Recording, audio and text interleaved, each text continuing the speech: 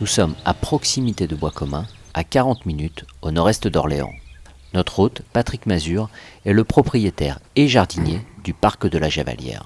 Cette allée est taillée en trompe-l'œil, vous voyez. Elle est beaucoup plus large au début qu'à la fin. Oui. Il y a 2 mètres de moins là-bas au bout. Et ça donne un effet perspective qui repousse en fait les objets plus loin. Un des spécialistes français de la rose sauvage. Il nous reçoit donc chez lui, dans l'un des jardins remarquables de la région centre.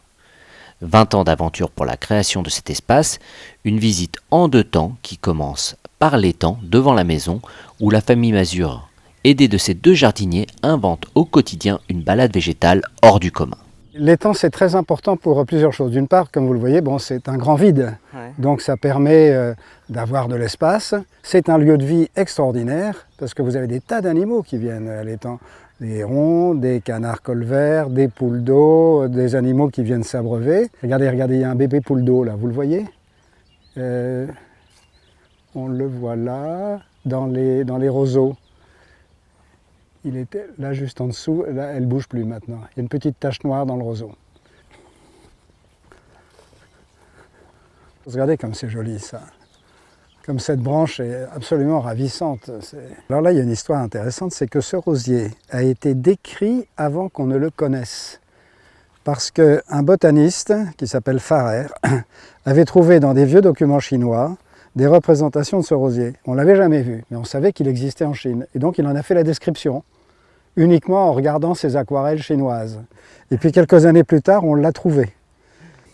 Ce petit rosier, c'est un rosier qui est originaire d'Orléans. C'est un pépiniériste orléanais qui a mis au point, qui a obtenu cette variété. Il s'appelle Orléans Rose. C'est une variété très ancienne. Quelque chose quand même, Mozart, hein, ce rosier. Ah oui. Incroyable. Incroyable, oui. On a laissé Mozart grapper aux arbres. Quelquefois les gens me demandent, alors il suffit de regarder l'étiquette. Par exemple, celui-là, j'ai oublié son nom. Donc si on me le demandait cet après-midi, je ne saurais pas le dire. Est-ce qu'il est? Il y a toujours des étiquettes. J'espère qu'on ne l'a pas piqué.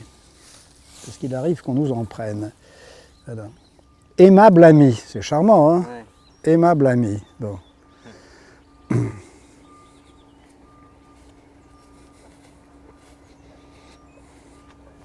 Alors normalement, il faut faire ça. Hop. Là, on passe dans un tunnel sous les rosiers. C'est pas fréquent, ça.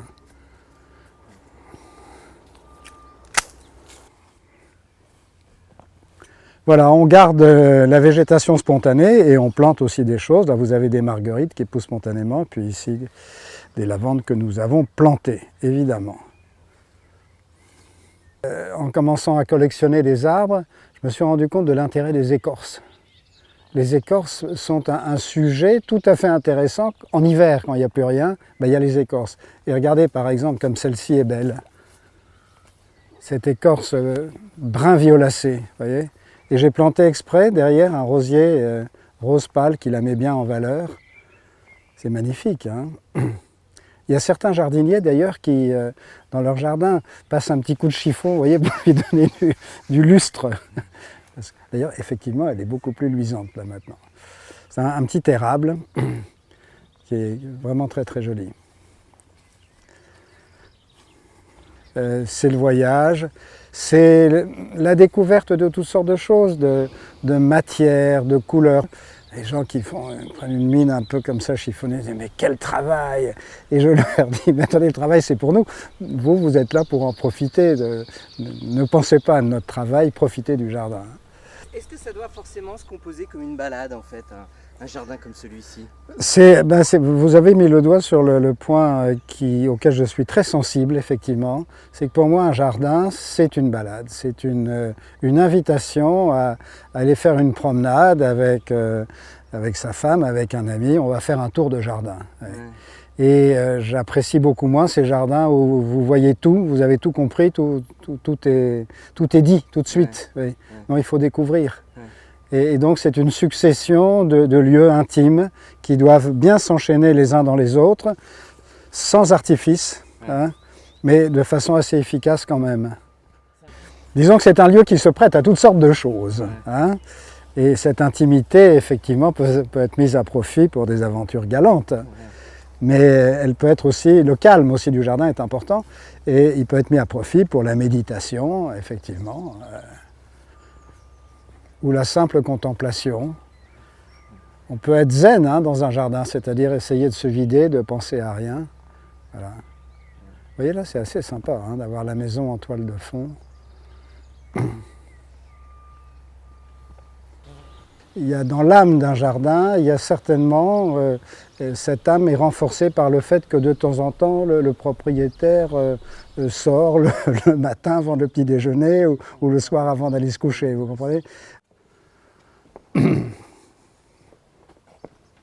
Chaque fois, il y a un soin incroyable sur la qualité de la perspective dans votre jardin. Oui, oui, oui, ça joue beaucoup. C'est important? Ah oui, très très important. Très important. Il faut que l'œil trouve son compte du proche au lointain. Donc quand on ait un intérêt pour une plante qu'on va regarder et admirer comme ça à 30 ou 40 cm, et puis ensuite on lève les yeux et ça continue d'être intéressant et si possible ça continue d'être joli.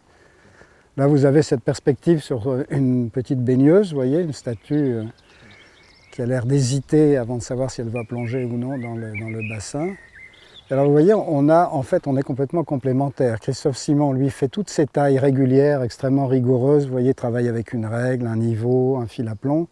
Et moi, je fais tout ce qui est baroque, inspiré, mais pas trop difficile.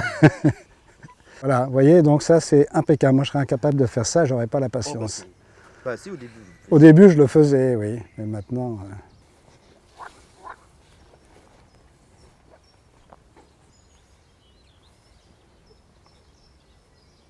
Ces grosses boules là, un peu spectaculaires, c'est de l'ail.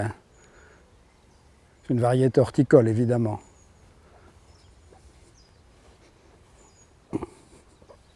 L'arbre qui est au-dessus de vous est un tulipier de Virginie. Et alors depuis 2-3 ans maintenant, il se couvre au mois de mai, mai-juin, de tulipes. Vous voyez, ça c'est un fruit d'ailleurs. Il y avait une tulipe qui était là. Enfin une tulipe, c'est pas vraiment des tulipes, mais ça ressemble à une tulipe. Il était couvert de fleurs. Oui, il y a un équilibre à trouver, effectivement, et à force de l'entendre dire, je pense qu'on l'a trouvé, entre le caractère assez naturel d'un parc et puis la domestication de la nature tout de même. Là, vous êtes dans un lieu très artificiel. Et ça, c'est le jardin à l'italienne, qui est l'ancêtre du jardin à la française, très géométrique, très strict. Des haies, le bassin aux 4 coins, etc., les 2 cyprès et tout et tout. Mais les 2 cyprès, vous noterez qu'ils n'ont pas la même hauteur, ce à quoi je tenais, parce qu'avec la même hauteur, ça serait une symétrie exagérée, embêtante. Voilà. Et là, on garde un petit côté de fantaisie quand même. C'est vrai qu'ici, nous avons par exemple environ 1000 variétés de plantes ligneuses, c'est-à-dire d'arbres et d'arbustes. 200 variétés de conifères et 650 variétés de rosiers. Donc il n'y a pas beaucoup de jardins où on voit autant une telle variété de plantes. On a eu des visiteurs qui sont venus, et ils sont venus s'asseoir sur ce banc. Et ils m'ont dit, mais attendez, nous on va rester là tout l'après-midi parce que c'est un lieu extraordinaire. Il n'y a pas de bruit dans votre jardin, on entend les oiseaux chanter, on est bien, on est au calme, on ne bouge plus. Vous qui étiez capitaine d'entreprise, qui aujourd'hui êtes patron de votre jardin, qu'est-ce que vous pensez qui sera le plus important au terme de votre vie de jardinier ou votre vie d'entrepreneur? Ah, ma vie de jardinier, indiscutablement, oui. Ma vie d'entrepreneur, bon, c'est un métier, j'ai réussi convenablement dans les affaires, mais je n'ai pas le sentiment d'avoir réalisé une œuvre.